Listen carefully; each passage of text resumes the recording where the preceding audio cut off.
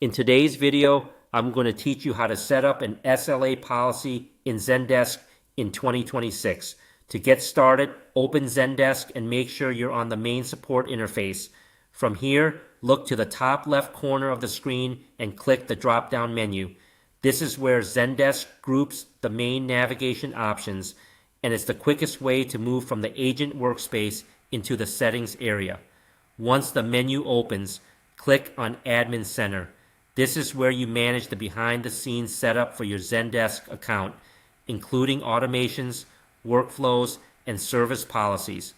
After Admin Center loads, find and click on Objects and Rules. This section contains the tools used to control how tickets are organized and handled. Next, scroll down until you see Service Level Agreements. Take your time here if needed, because the Admin Center can include a lot of options. When you find service level agreements, click into it. This will bring you to the area where you can create and manage SLA policies for your support team. Now click Create Policy. This starts the setup process for a brand new SLA policy. The first thing you'll want to do is add a name.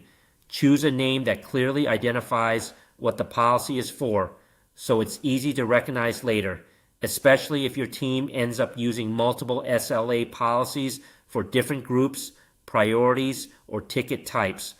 After that, add a description, then click Next.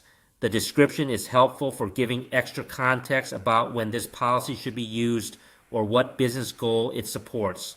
Even though it may seem optional, a clear description can save time later when someone else needs to review or update the policy. On the next screen, add a condition, then click Next. Conditions determine which tickets this SLA policy applies to.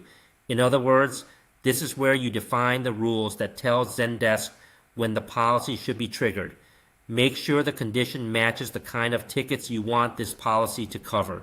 Once that's done, add targets for the SLA metrics.